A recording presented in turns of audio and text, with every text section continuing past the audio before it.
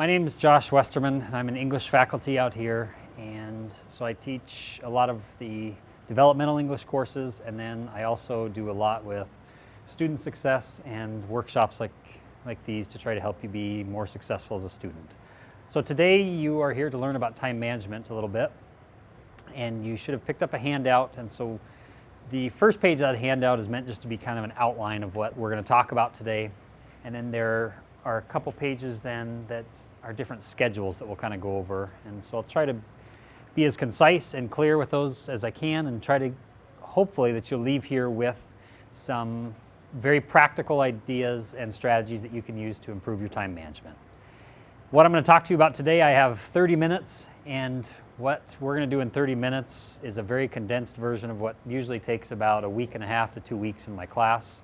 So listen close and please ask any questions at the end, and I'm just going to try to give you the highlights of what I believe it takes to be a successful manager of your time.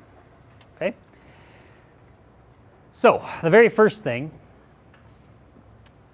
that you need to think about when it comes to time management is trying to prioritize a little bit. And so one of the very first things to think about as far as time management goes and prioritization is what's most important to you at this current time. And what I always tell everybody is that if school really isn't your top priority right now, it's going to be very difficult for you to invest all of the required time that it takes to be successful in school and manage your time effectively. It's very difficult to manage your time if school really isn't the priority that you're wanting to put it at this particular time. School should be way up at the top, followed by whatever else is there. If you have kids, if you have boyfriend, girlfriend, partner at home, something like that, you can't push all of that away, but somehow you have to have a pretty close balance between school and everything else that your life is throwing at you at this particular time. So you have to decide, and if you're not ready for school at this time, it's often best just to take a little break, come back when you are ready for sure, so that you can devote all the attention to it that you can. But if you're here now, the quarter's going along pretty well, and you say in your mind that yes, school is the most important for me, it becomes really easy to start managing your time better.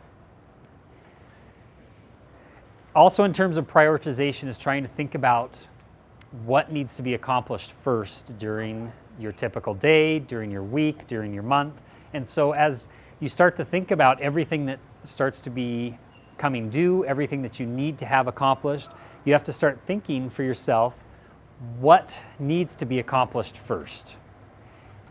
As you look at all of the homework that you have to get finished, everything that's assigned to you, put that in a ranking order. And so the easier you can go about every single day and thinking in an order of how things need to get done, you're going to have a much better time getting everything accomplished. If you look at all of your tasks as one cluster, and all you think is, I have to get all of this stuff done, the only thing that swirls around all that cluster is a feeling of not wanting to do it and not knowing where to start. But as soon as you can take that whole cluster and you can start organizing them and prioritizing what needs to be done first, all the way to the last, then you can gradually start to pick apart every single item and work your way down through there. But unless you can prioritize and decide for yourself what needs to be accomplished first, it's very hard to get started on anything. So that's one of the first steps. What we also need to figure out is how you're going to achieve some balance to your life, and that's really what time management is. And when we think of your life right now, for most of you it's going to consist of 3 different areas: school, your family, your social life, and then for most of you probably a job that you have outside of school. So what you have to try to figure out how to do is balance all 3 of those areas and get used to prioritization in all 3 of those areas. So not only prioritizing what needs to get finished for school first, but looking at all of your friends and everything that family and everything that everybody wants you to do outside of school and prioritizing what can you do, what are you going to have to push away till later or towards a different date. How many of you are in your very first quarter of college right now? Okay, so about half. And how many are in your second quarter? You were here fall and now this is your second. Okay. One of the most difficult things to do, especially if you're a very first quarter student, but even so if you're in your second quarter, is so far you've been used to two of those areas. You've been used to your social life and maybe a job outside of school. And all of your time was devoted to that, your social life and work. So all of the things that you were doing to take up your entire day in those two areas, you were doing probably pretty well. But as soon as you throw in school into that, what you're trying to do is everything that you're doing here with work and your social life, plus throwing in school now, and you're trying to do that in the same amount of time.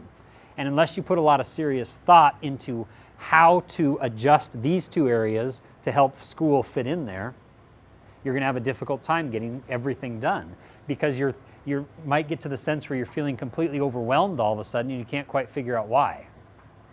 It's probably because you're not used to dealing with school and the amount of time that goes into doing well here.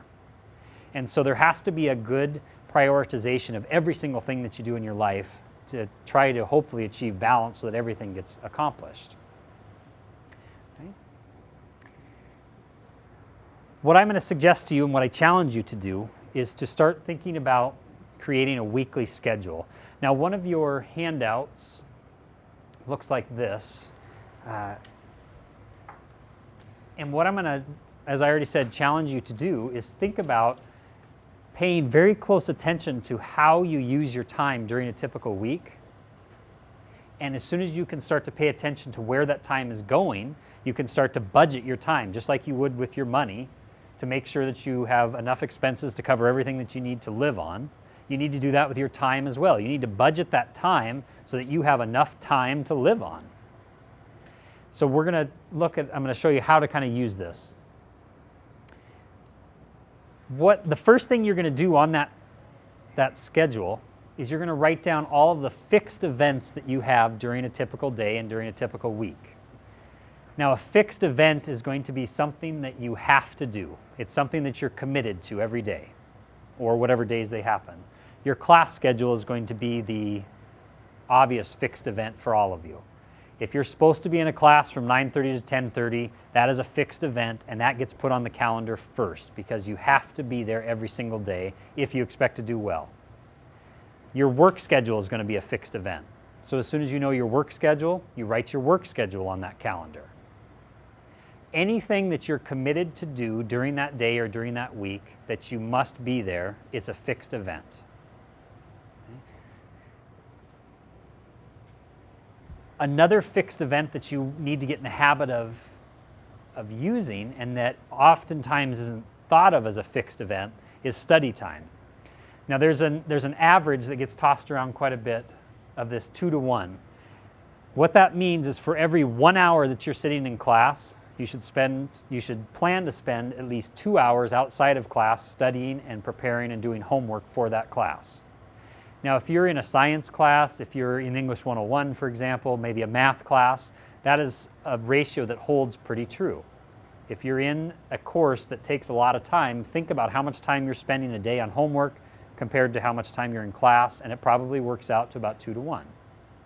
Some classes you won't even get close to this, but for most classes, especially the further on you get in school, the more this is going to come into play. So if you think about how many hours you spend in class, and if you're taking 12 credits, for example, that's 12 hours a week you're spending in a classroom. If you follow this ratio, how many hours a week does that mean that you would spend doing homework for those 12 hours in class? 24. What's 24 plus 12? 36. That's a full-time job. So in 1 week, if you're devoting enough time to school, you're spending about 36 hours a week just on school. And so then if you think about the other two categories that I mentioned, your work schedule and the amount of time that you still want to have a social life and be with other people besides your math teacher and the students in your class, and want to try to enjoy your life a little, you have to figure out a way to balance 36 hours of schoolwork with somehow hanging out with people that you enjoy. And if you need to go to work as well, you have to do that. So what we need to start trying to do is be conscious of where our time is going. And the best way to start is looking at what you have to do, and it's your fixed events. So what we have to do is figure out, after you have your work schedule down, your class schedule down, we need to start scheduling that study time. And you make that a fixed event. And so on that schedule, If you're taking a math class, you write down a block of time somewhere on that schedule where you're going to study every single day. You're going to work on math. Every single day you're going to have your English study block. Every single day you have your other courses.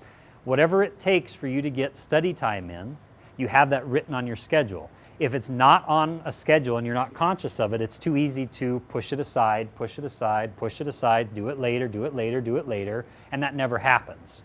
But if you can get in the mindset of saying, just like you know you have to show up to math at 9:30 to 10:30 every day, if you can get it in your head that from 12:30 to 1:30 every day you study for math, that becomes a routine. Just like showing up to class, it becomes a routine of studying every day. And it gets done at that time, and you don't worry about it once you get home and you turn on Facebook, you turn on the TV, you turn on all these distractions that come in, and it just pushes off what needs to get done further and further and further.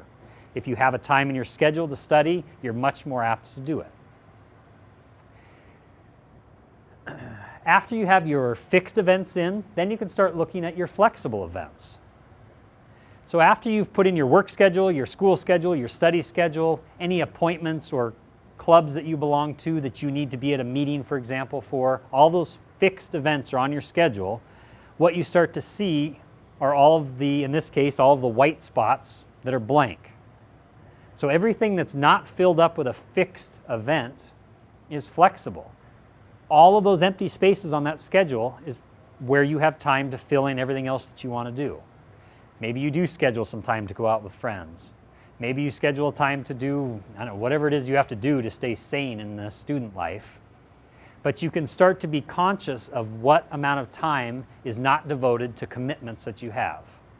Once you're aware of how much time you have to work with, then you can start to adjust that schedule when more time is needed. One of the busiest weeks for you is coming up in just about 2 weeks, a week and a half. Midterms are coming. So if you are an English 101 student, is anybody an English 101? Okay, there's 4 of you that have to have your midterm portfolio ready. So you should be working on an essay that you're going to put in that midterm portfolio. If you're in a math class, there's going to be a math midterm. Other classes might have projects that are coming due that week. And so what you want to start to think about is how much time is going to be required to get all of those things done in 1 week. And so if you're planning ahead, you can start to budget your time every single week to compensate for the very busy week that's coming up here in a week and a half with midterms. Finals week is the same way. There's a lot that comes due all at once during finals week. And so if you can get in the habit of making a schedule and looking every single week of how much time you use and how much time you have left over, you start to know where you can take time when you need it. The worst thing you're going to do is skip your 9:30 math class to fill that time with writing your English 101 essay to get ready for portfolio. As soon as you skip math to do English, then your math's going to start to suffer. And then you're going to have to skip something else to make up for math, and it's just a cycle that before long consumes you. So the better thing then is to look at the blank spots in your schedule and say, okay, I have to get my English essay done, but skipping math to do it is not the best choice, but I do see an hour later in the day where I would rather be playing whatever video game I play online, or rather be watching whatever TV show, or I'd rather be going out with friends, but I know that instead of doing that, I should be doing homework. It's not going to happen every single week, but for this week is much busier than it normally is, so I need to get that filled in. And if you start to think in terms of using up that flexible time for your different needs that come up instead of sacrificing that fixed time, calling in sick to work is another bad example. If you do that too many times, you're not going to have a job. So instead of calling in sick to do your English essay, find a time where you have nothing else that's pressing, nothing else that's fixed that needs to be done, that you can do that instead. Is that making sense? Okay. So it's just trying to think of your time as a budget, just like you would with your money. You look at how much money is coming in, you look at where you're spending your money, you make adjustments so that you can get everything done with the amount of money that you have. Time is the same way. You look at how much time you have to spend a week doing things, you look at how much time you have left, and you figure out how you use that time you have left to get everything done that you need to get accomplished. The hardest thing, and why this is a challenge for you, is to try to stick to this schedule. If you've never thought about planning your time out like this or paying attention to where your time is actually going, it's very difficult to do this. The first couple weeks are going to be very hard. One of the things then that I would encourage you to do is try not to plan out every single day of your week. Start small. If you don't look at anything time-wise right now, do 2 days a week.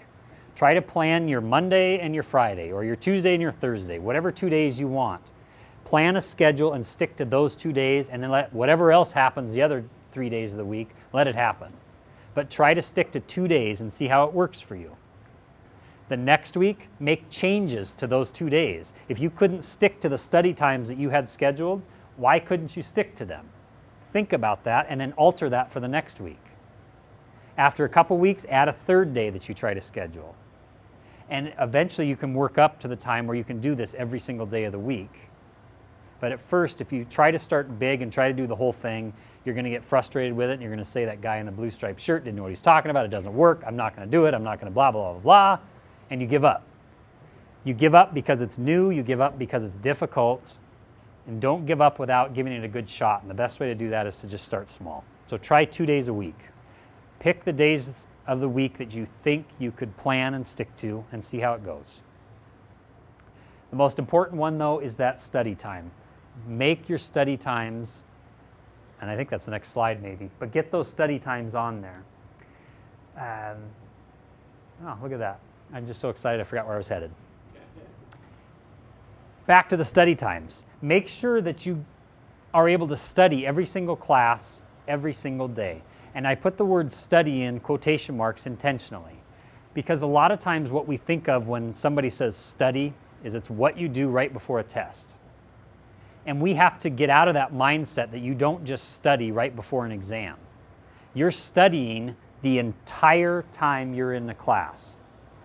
As soon as you take one exam, you start studying the next day for the next exam, and so on and so on. So studying can take a lot of different forms. Studying is previewing your lecture notes. Studying is just reading your textbook. Studying is making flashcards. Studying is doing sample problems. Studying is going to the peer tutors to have them look at your essay.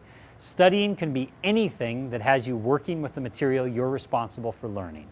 It's not what you do right before you take a test. And if you can get out of that mindset to only think about studying right before a test, and studying is what you do every day, it's going to be easy for you to make study blocks every day on your calendar. Try to make the times as consistent as possible. So if you always study math in the afternoons, you're going to be much better off as opposed to studying math at this time one day, then it's right before you go to bed the other day, then it's right away in the morning before class because you didn't do your homework the night before another day, and it's all over the place. You want to try to make routines for yourself so that you can stick to it. And if you just get in the habit, if you have a break from 11:30 to 12:30 every day, and that's when you go down and study math, if you do that every single day, your mind's going to be focused on that task every single day. Instead of just looking at a whole pile of stuff all over your table and thinking, where do I start? And being very reluctant to get going, you can go into 11:30 to 12:30 knowing that this is my math study time. The only thing on my desk is my calculator, my book, and my paper. That's all I'm doing at this time. And you're not worried about your essay that's not quite done. You're not worried about the other class you haven't started reading the chapter for. Your focus is on math. And so if you make math at one time, your English at another time, something else at another time, and you try to stick to that as closely as you can, your mind is going to be sorted out and it's going to be much more focused going into the studying session than it would just looking at everything that has to be done and picking something at random. You're going to be much more focused. Study time needs to be focused. It's not something you want to do anyway. And if your mind is scattered and you're not really on track with what you have to do, you're very unlikely to get a lot of good studying in.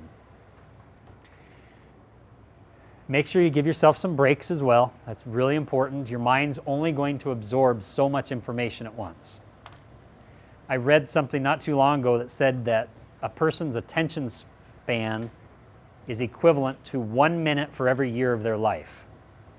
So if you're 22, 23, 24 years old, whatever you are, you can only pay attention for that amount of time. So since this is a 30-minute workshop, I don't know how many of you are over 30. I'm only 33. So it's a good thing that I only have to I'm 3 minutes, or else I wouldn't be able to even stay focused on what I'm doing. That's basically what that says. So if you're 20, this is about the extent of how long you can pay attention to me. Now a SpongeBob rerun's kicking on in your head, or whatever it is that's happening, it's dancing around, and you're not going to focus on what I say for the next 10 minutes. Studying's the same way. As soon as you find your mind wandering or you can't focus on what's being said, take a little break. Everybody's going to be different. Some people will be able to go 40, 50 minutes studying before their mind shuts off. You might go a half hour. You have to pay attention to you, and you schedule the study breaks according to what works for you and what you can actually stay focused on doing. The worst thing you're going to try to do is pull one of those marathon study sessions where you start at 9 o'clock at night and work till 2 in the morning and expect much to be absorbed. You have to look at your time and try to spread it out throughout the day so that you're not trying to cram everything in at once. There's only so much that your brain can physically absorb and expect to retain. And that's different for everybody, but the more you try to cram into it at once, the harder time you're going to have. Make sure you're only studying one subject at a time. If you walk through the library and see a math book and an English paper and a science text all open in front of somebody and they have 2 pencils going, there's nothing going in. That's the importance for scheduling these study times so that math is one time, English is another time. And if you can help it, don't study a whole bunch of subjects that are similar all at once. If you have sociology and English and a psychology, don't study those all in one time frame. Your mind is going to have a hard time separating them out. It's good to do some English, then do some math, and then come back to another subject where you might have to do some reading. Break it up so that you can stay fresh a little bit and absorb more information that way. Here's the other really hard thing, and this is always my hardest sales pitch, trying to get you to understand that you never have a night without homework. That word homework could also be in quotation marks like the word study. And so that's just like I wanted you to get out of the mindset of thinking of studying as something you do before a test. Homework needs to have a different definition for you as well. Homework is not something that your teacher assigns to you. Homework is just studying and practice that you do on the material that you're working with. An assignment is what your teacher gives you. That assignment is due at some point. Homework is what you're doing to prepare and study for that particular class. You have to give yourself homework. What are you going to do tonight to study math? What are you going to do tonight to make your essay better? That's all homework. You're assigning that stuff for you. Homework doesn't have to be done at home. It can be done at school. But it's just something that's helping you practice and rehearse the information you're responsible for knowing.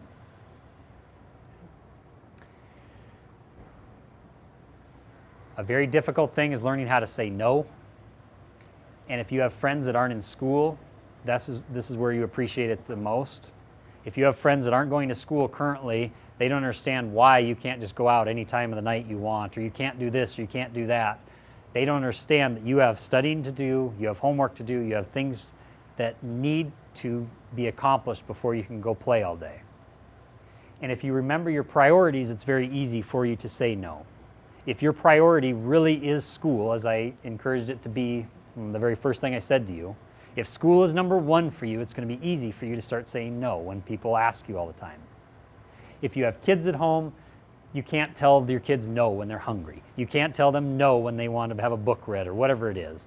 You can't tell people no all the time, but if you have a good routine, it's going to be easier to say no because eventually your friends will start to know when they can call you, when you're going to go out, and when you're not going to.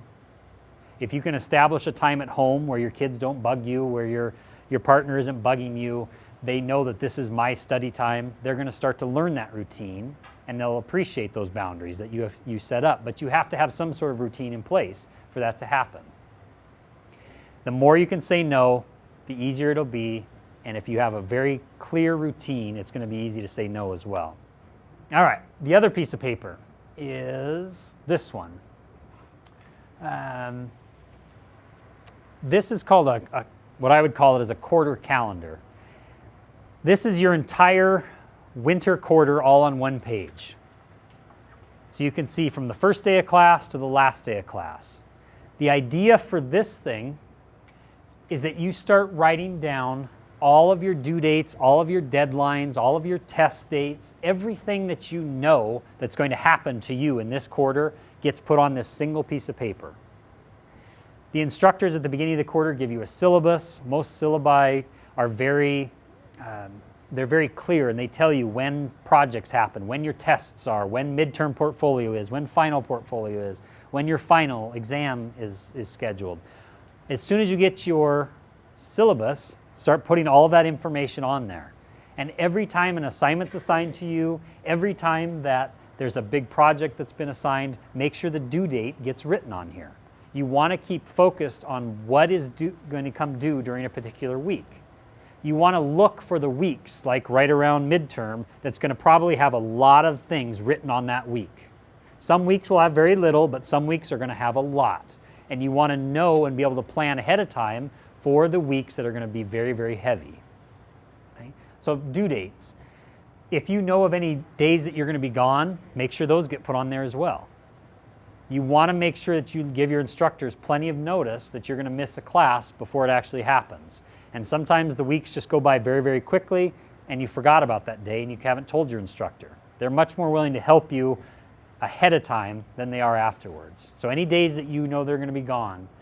If there are any important events coming up this quarter, if Great Aunt Susie's turning 155, that's a huge day for her. And there's probably going to be a lot of events with your family that center around that day, so that's going to take up a lot more time planning that incredibly large birthday party than some weeks will have. So you want to know that that's coming up and that you may not be able to get a lot done on that day or that weekend or that night, and so you want to plan according for that. Make sure the calendar is very visible. If it's not visible, you're not going to use it and you're not going to update it. If you have one of those binders that has the clear pockets in the front, take out your pictures of Justin Bieber or whoever it is that you like to look at, slide in that calendar in the front of that thing. That is the best place to keep it because notebook is something you're going to take out all the time. Last thing I'm going to leave you with is that when it comes down to it, procrastination is a choice that you make. We all do it. It's something that is easy to do, and we always think that there's tomorrow, there's next week, there's whatever it is, and you push it back further and further and further and further.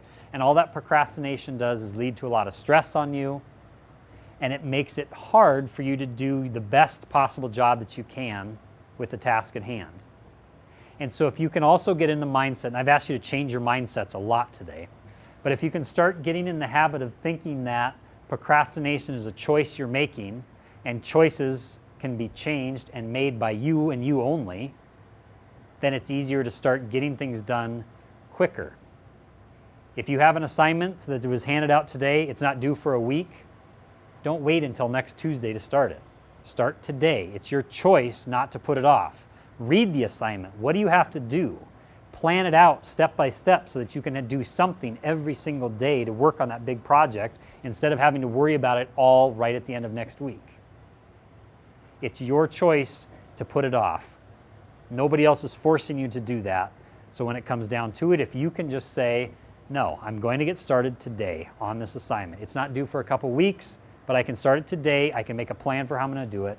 You're going to live a much less stressed student life, and I think you're going to find that you can get things finished in a much more efficient manner than you did if you put it off until the last minute. Okay. Any questions about anything? If you are just so enthralled by what I said and you just want to have more time management, I'm always happy to talk to anybody about anything or give you suggestions if you're struggling with something. Phone number and email is there. Other than that, it just has to start with making new routines for yourself.